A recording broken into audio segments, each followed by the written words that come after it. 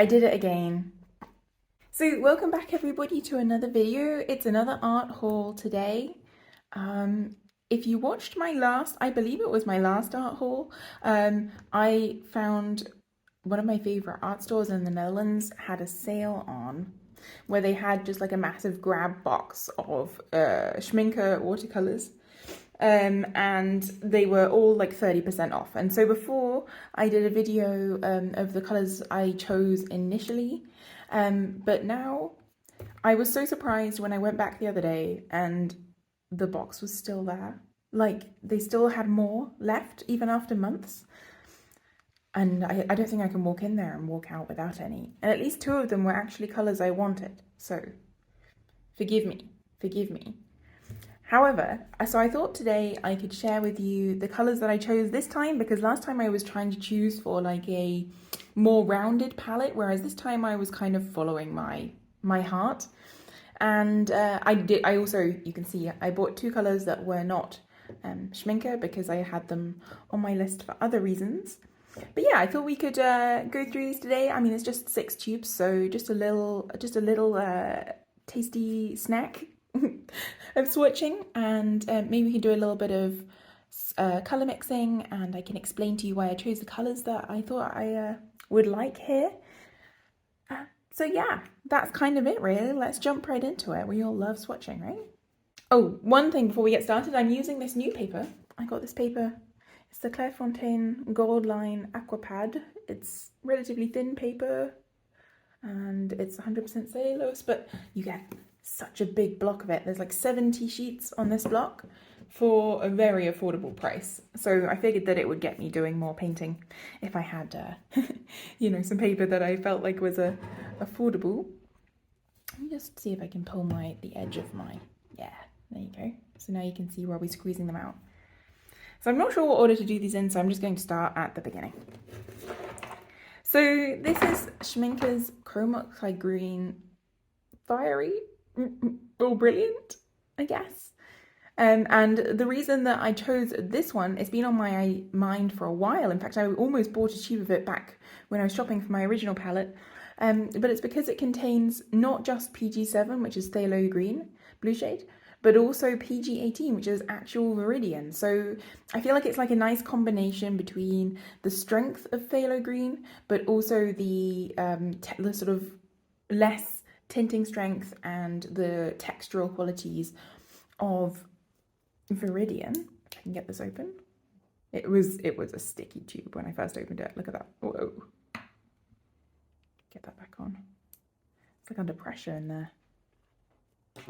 And I'm using, today, I can't find my other brush. I'm using my Da Vinci Cosmetop Spin size 6, just a little brush. Look at this. Already a mess. Can't take me anywhere, I swear, even my own kitchen table. So yeah, this is like I always recognized the usefulness of a phthalo green as a mixing color. But my problem was always that it was just too much. I didn't necessarily love the hue of the Roman Schmall one that I have already. And I just felt like I wanted something a bit more gentle. So I thought that this might do the trick because it's still just as vibrant. Yeah, it's still just as vibrant, but it also offers a little bit more subtlety in its mixes, and it doesn't dominate things so quickly. Just see if we can get some texture out of this. But it's still a very strong colour, as you can see, like plenty of pigment. And Schminke paints are always amazing quality anyway. So you don't need to worry about that one. Yeah. But it just feels less intimidating. I don't know. Maybe that's just me. I mean, obviously phthalo green is a great buy because it means that you don't spend so much money on paint. And this doesn't get so deep in its mass tone. I think that's another difference that might be significant for some, but you can already see that there's like a little bit of texture going on in the wash. What colour am I going to pick up next? I'm just going to wash this off my hands. Okay, so next up is Turner's Yellow. So this is a pigment I've had my eye on for a long time. It's PY216. very historical pigment as far as I know, and it's like a more warm version of nickel titanate yellow. Schmincke actually has a second version of nickel titanate yellow they call PY53, which they call rutile yellow, which is just a slightly warmer shade of PY53, but this is a different pigment all entirely, and I was incredibly curious about this. And spoilers, because I swatched this already and I am in love. Yeah, just put a tiny bit out because we don't need so much. And this paper, I mean, is 100% cellulose, so it doesn't show necessarily like the best qualities of a pigment, but I'm enjoying having it around just for messing about. You know, we don't all have that much of a budget these days. So let's go nice and close to it. So when I first swatched this colour, I was amazed. I thought, this is such a sunny yellow. Like, yes, it's opaque, but it has like this life to it that it's not like a muddy yellow. And it's not pastel either. It's just opaque, but it's super bright. I absolutely love this colour. Also, sorry if I sound a little bit tired. I pretty much just woke up and immediately came to film this video because the construction workers outside my house appear to be asleep right now. Thank God for the early mornings in the summer. But as you can see, this is like a really true bright yellow, and I've been looking for this colour my whole life and I just didn't know it. Should I do my Schmincke? I'll do all the Schmincke colours first. So the next colour is quinacridone light red light, PR207. So this is the, if I'm correct, this is the same. No, quinacridone coral is PR209, right? Someone will tell me in the comments, I'm sure. Anyway, I had this an option between PR188 and PR207. So they also had a PR188 there. And I chose the PR207, no particular reason, just a complete whim. Because I'm never that sure how I feel about quinacridone reds, but I feel like I should like them. Because I like transparent colours and I like the, you know, that they're amazing for being light fast and good at mixing, and yeah. But I have a problem with pink. That's basically it, isn't it? I have a problem with pink. But it's a very nice red in the mass tone. Let's do this just here. It's not a super saturated red actually. Like it's maybe it looks more saturated on camera. It's a bright red, but it's not like it's more of a strawberry red than a fire engine red, you know. And a little goes a long way. Get some of that off so you can see a little bit of what it washes out to, because it does wash out to this sort of pale rosy pink, and I definitely prefer this pink. I'm coming around to coral colours, but actual pink is taking me a little bit more time. But one day I'll like pink, I'm sure. I'll have a pink face. It's a beautiful pink. I mean, if you wanted to paint like a rose or something, you could use that straight out of the tube. Just gonna try and make this a bit of a smoother gradient. You have to do a little bit more work on this paper for that. There you go. That should help. Quinacridone's always terrible for cauliflowering anyway, so I don't hold out much hope. And then the last Schmincke colour I bought this time round was it says translucent brown, but I think it's now called transparent brown. This is a very old tube. It's got like it's got a paper label rather than a plastic label on it. And the pigment information is here. It's PBR41, which I believe is, actually I'm not gonna say. I think PBR25 is benzimidazoline brown. This is maybe something else, but either way, it's a beautiful, warm, transparent brown. They didn't lie. And I didn't have a brown in my original set, so I was looking for a brown, because I don't know what it is about earth tones. I just don't tend to buy them because I'm like, I can mix brown, but there's something about having an actual brown in your palette, isn't there? for when you want to paint natural subjects or you just feel like brown that day, which does happen. So it's this wonderful reddish brown, which I think would replace like a burnt sienna kind of colour, but it might actually be a little bit more on the red than the orange side. I feel like most of the burnt siennas I see are on the more orangey side. And this might actually mix a bit more of a purple with your ultramarine than a grey. But I don't have a problem with that. Purple's a nice colour. Let's just try and get this washed out a little bit more. So you can see that it's very almost peachy in its in a wash, which is very interesting, at least when it's wet. We'll see how it dries. I'm just gonna again try and smooth out that my terrible watercolor gradienting. It really is so much easier on cotton paper. I used to think it was like a bit of you know, being a bit snobby to talk when everyone always talks about the benefits of cotton paper, but sadly I don't think it is. I don't think it is at all. You can see the blooming. Anyway, I'll stop fussing. So either way, I find this colour really amazing. It's like glowing from behind. So yeah, for a really rich earth tone, I recommend this one. And then the last two colours I bought were from different brands. So I bought a tube of Van Gogh's Lavender, which is 3 pigments maybe. Let me see where they put there. Oh yeah, there. PB29, PV15, PW6. So all the ultramarine, blue, ultramarine, violet and white. Because I wanted to put lavender in my travel palette, but Roman Schmoll doesn't make tubes as of right now. When they make tubes, I'm gonna think a lot about what tubes I buy, because I already have all the pans.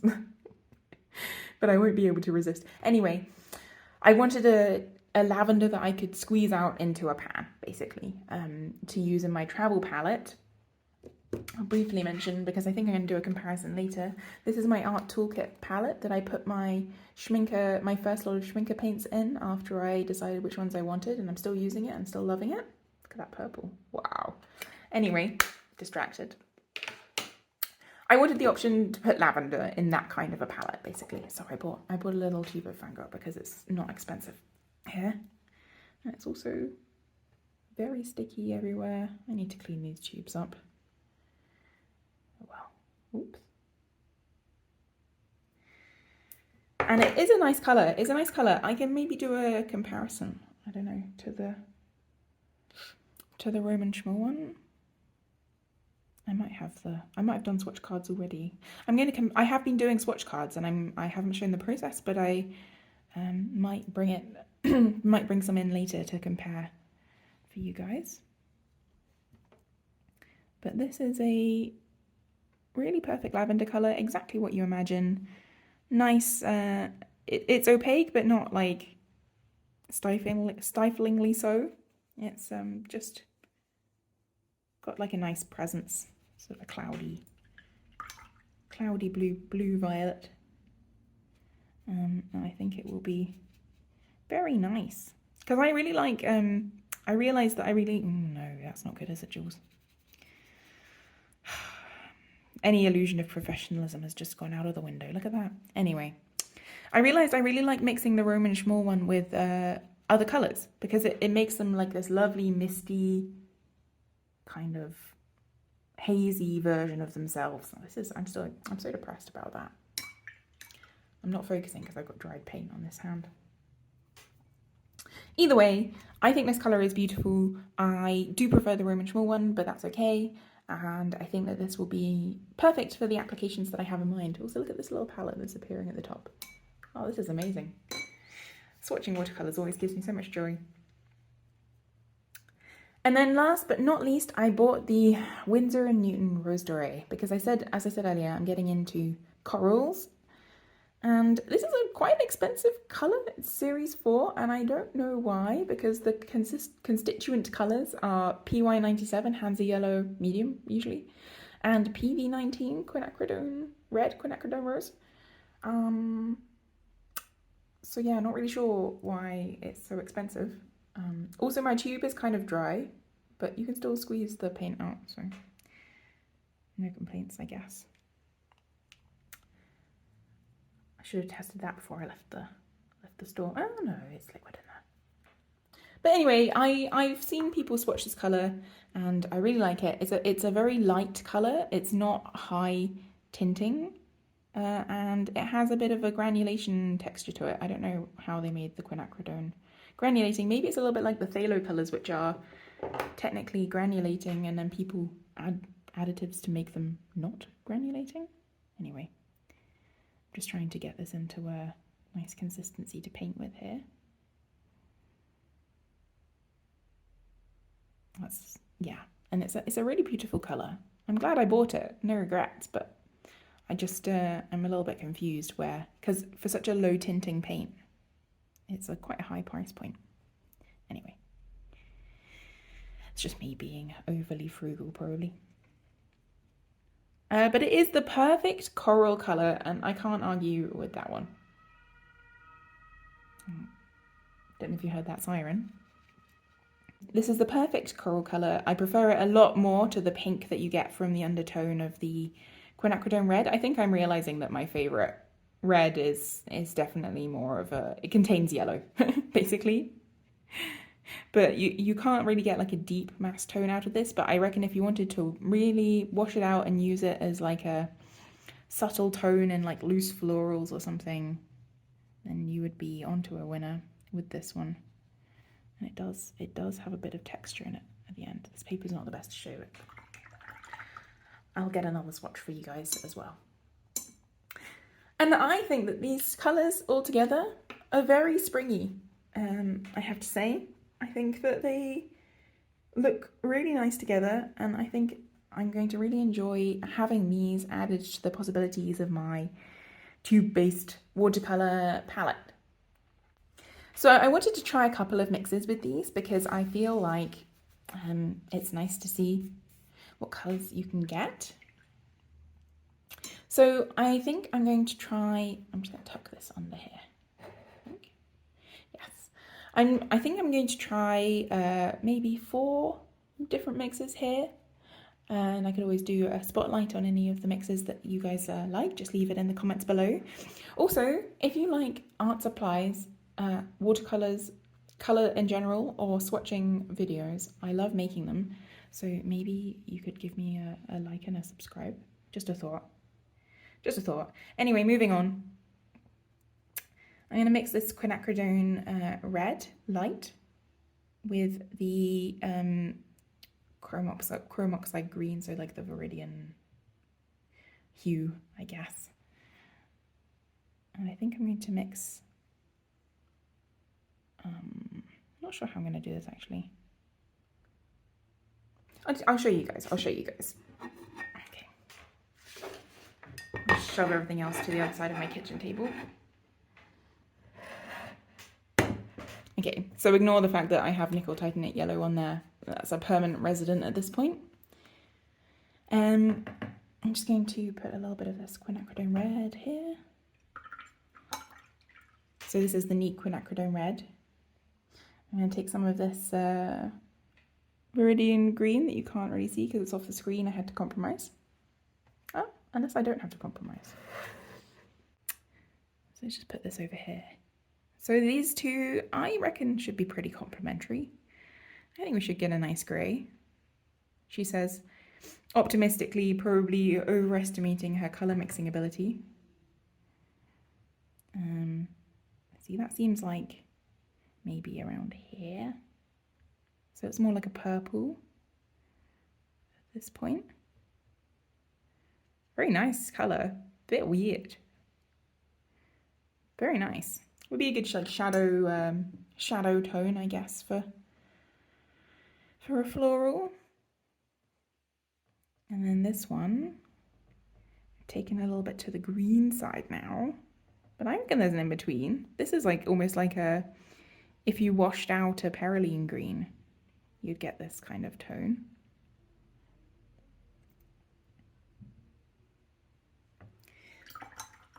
And back to the quinacridone red.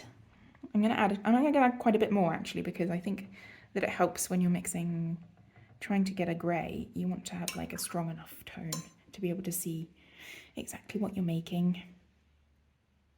So let's try once more. Has she done it? I think she's done it. Still a little bit more on the bread side, but let's just ignore that. Oh wait, there was a little bit more green on my brush. Maybe I can make it happen. That looks great to me. Guys, I did it. Nice. See, that's a lovely grey. Very soft. And it might still have a little bit of the texture from the Viridian, from the PG18 if you're lucky. I'll give you a close-up later. I know it's quite small on the screen right now. As usual, these videos are very ad hoc, if that's the word. But I like that colour. Nice sort of muted rose. And then, for completion's sake, a little bit of the Viridian. Oh no, it's not Viridian, sorry. The Chrome Oxide Green Brilliant. It's not a very catchy name, is it? I think that's why I keep calling it something else. They should have asked me what to call their paints, you know? Could have given them a really good name. Something that people would remember. We're full of hubris today. Anyway, I'm going to wipe this off and then we can get on to the next mix. Okay, so next mix, I'm going to go for the Turner's Yellow and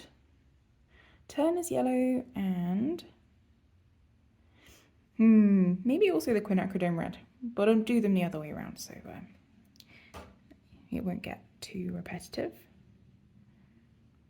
I love this colour so much. I'm so glad I bought it. I was going to buy it in the Winsor & Newton version as well because I forgot that Schminke had one. And the Winsor & Newton ones were on sale and then I found it for so cheap. I don't know. It was my lucky day.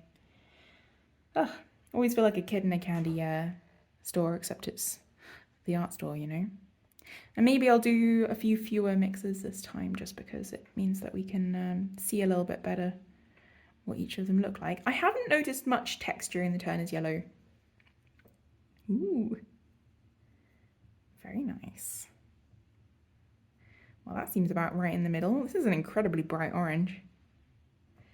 Got a little bit more water.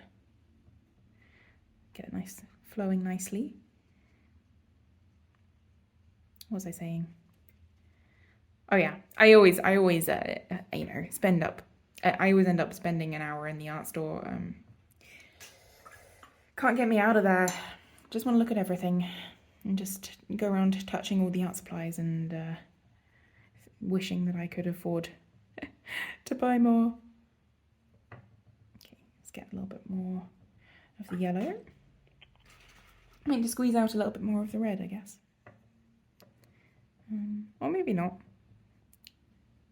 This is probably the last mix I'll do with that red. Everyone knows Quinacridone Red, right? Right? Everyone's been on the Quinacridone Red train for years. I'm just catching up. And then finally making a much more yellow version of this. I'm just trying not to contaminate my original puddle. Easier said than done when you're flying by the seat of your pants, as I so often do. Not advised. Not health and safety approved. Yeah, it's lovely. The orange is like a little bit more muted, but because of the opacity of the yellow, but it's really bright on the with the mixture with the quinacridone. It really adds to that orange look. In fact, this could almost be the Rose Dorée if you squint. As you can see, the Rose Dorée is dried a little bit unevenly. That's the paper, not the paint, and it's also me, not the paint. Okay, on to the next mix. What should we do? Should we do the transparent brown and the lavender? That could be fun. See if we can get like a soft grey. I love this colour so much. Did I just rest my hand in the Quin Red? No. Good. I think that I'm trying to find a balance between having the colours that I love and I'm drawn to and having colours that are useful to me, because I prefer the warmer browns a lot, like the idea of having like a cooler brown, like a more greyish brown. I don't know, I just love the red brown tones, but maybe we can compromise and find something which mixes to form this, to form that. Oh no, she's given up. She's already given up on washing her brush. Cancelled.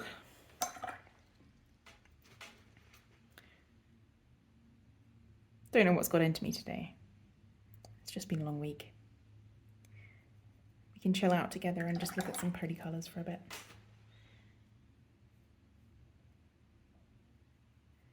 But this is making a lovely sort of taupey brown, I would describe it as. So the lavender is significantly less strong than the transparent brown. And I would say that there are two factors that contribute to that. One of which is the fact that the lavender is a student grade paint, so probably has a lower pigment density, like, to begin with. And the second being that the transparent brown is incredibly strong, basically. And also schminker paints, you know, they're very, very highly pigmented, great value for money, will last you a lifetime. I've been amazed at that little art toolkit palette I showed you earlier. I filled it up, I've used it a few times, barely can tell. You really can't tell at all. How am I going to get this last? Maybe I'll just take whatever's here, because it already had a little bit of the brown in it. Oh, there you go. Those two colours look very similar, but it's fine. It's not a huge range. I guess they're not that far apart after all, but this is a lovely soft brown. This would be lovely in like a stormy sky or something. And I think I'm going to leave it there, because I think that the Rose Doré is not an amazing mixing colour. It's more like a colour that you use by itself because you love it. So yeah, thank you for joining me for this swatching and mixing session. I'm going to talk to you a little bit more now about the other colours that I have in my palette already, and how I see the projected future of my palette, if you like. So I hope you're interested in that too, and let's get into that. So my existing palette, it consists of nickel titanate yellow. These are all schminker tubes that I bought in my last art haul, so nothing new here. Transparent yellow, transparent orange was not in the haul, but I bought it afterwards because I considered that the benzimidazoline, is it benzimidazoline orange? I think so. Or the pyrrole orange. The one I had before was not really doing it for me. Oh wait, I had quinacridone gold, Bordeaux, which is PR 170, I think, 180. Perylene violet, my favourite violet, don't leave home without it. Dioxazine violet. Delft blue, so this is Indanthrone blue, PV60. I think that Schminker calls their dioxazine violet actually Schminker violet. Helio turquoise, PV16, phthalo turquoise. And Perylene green. And as you can see, this is already a pretty complete mixing palette. You know, you've got your warm and cool, you don't have a cool yellow, but I never really use cool yellows that much anyway. You've got a warm and a cool blue, you've got an orange and a red, you know, you can find your way with all of these things. So the question was, what colours do I add to this? Where would I put them? And I would consider adding up to 4 colours, because in my palette right now, you can see I have these 2 little mixing wells. You could replace those with 2 of these pans each. So there'd be up to room for 4 more colours in my little art toolkit palette. I mean, obviously you can buy the pans and then switch them out as you like, but I probably wouldn't be looking to do that in the first instance. And so I swatched out all of my colours that are not Roman Schmall, which is not a huge number. And some of them are not in tubes. So I'll just sort out the ones which are in tubes and we can look at those together. Okay, so here they are. We have the Van Gogh Lavender as swatched in this video. The quinacridone Red Light, absolutely stunning. This is Winsor & Newton's Smoke Blue, which is, I think it's a PV15, like an ultramarine violet, but just an extremely blue version. I absolutely adore this colour. I have two 14ml tubes of it because I would be sad if it was discontinued. The transparent brown that we just swatched together just now. The cobalt violet hue that I also swatched in my previous video. There's a lot of binder separation in this paint and it's also very granulating. Lovely colour, but it was discarded from the previous palette showdown. The Turner's Yellow, so smooth, so bright, absolutely love this. And these swatches are on 100% cotton paper, so you can see the difference there from the last swatches I just did.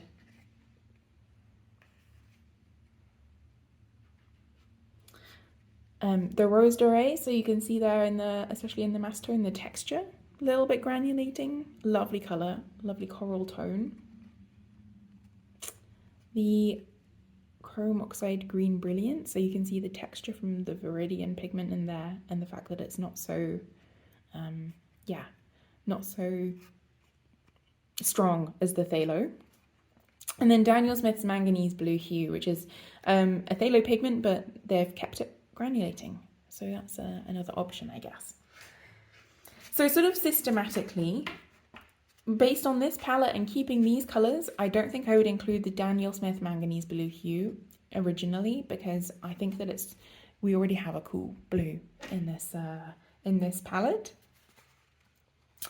Would I include this sort of phthalo green Viridian colour? Maybe, actually. We don't have a green that's that bright, and it does mix quite nicely. It would probably mix quite nice greys with the reds and the violets in this palette, which the Perylene Green does too, but to a lesser extent. The Rose Doré, I think that I'm really looking forward to using this colour in some illustrations and stuff, but I don't think it belongs in a limited palette. Turner's Yellow, I think we've got yellow covered with these three, honestly, but I am going to be using this a lot, I think, just because it reminds me so much of like sunshine and butter and everything good about summer. The Cobalt Violet Hue was already excluded in favour of the Dioxazine Violet, just because the granulation is a little bit, I don't know, just not so in love with it. The Transparent Brown, we could keep that. I don't have an earth tone in here. I probably should. I probably should. I'll put it in the shortlist. And then we have three left. We have the Lavender, the Quinacridone Red Light, and the Smalt. Oh man, I actually wish that I could have all three of these, but I think I probably only need one more blue. I could probably justify including the Quinacridone Red Light, just because it sits somewhere in between these two. It's a little bit lighter than the Bordeaux, a little bit redder than the Transparent Orange. I think that this one could be on the shortlist. And then it's a choice between the Smalt and the Lavender. Now, I already said I wanted the Lavender because I wanted the pastel mixes that you can get with it, but the Smalt is like my favourite colour of all time, and also this palette lacks an ultramarine blue. So what do I do? What do I do? You'll have to tell me in the comments below what choices you would have made out of these colours I've just shown. But I think for now, I would go with the Lavender. And I reserve the right to add this at any time because it's literally the platonic ideal of a colour as far as I'm concerned. So I'm going to reorder these. Let's just put this in here. Just make a little bit of space. See if we can fit, or can we fit 14 colours in frame? This is the question. And also, where should I put this brown? Should I put it up here with the warm tones?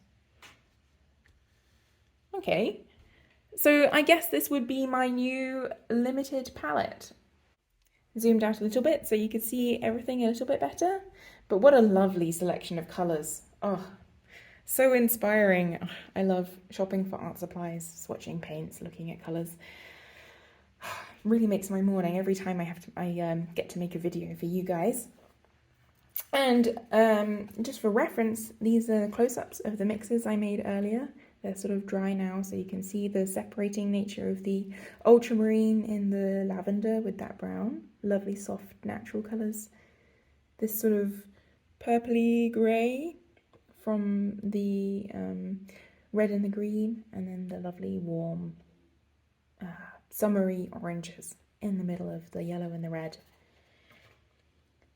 So yeah, thanks for coming with me on this adventure to try out my new paints and for encouraging my art supply problem. If I go back to that store and there are still discounted Schminke tubes, I cannot promise I will not be buying more.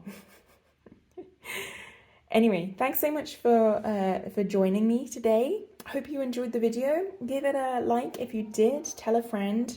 Let's expand this little community of colour-loving people we have on this channel. And I'll see you next week for another video. Bye for now.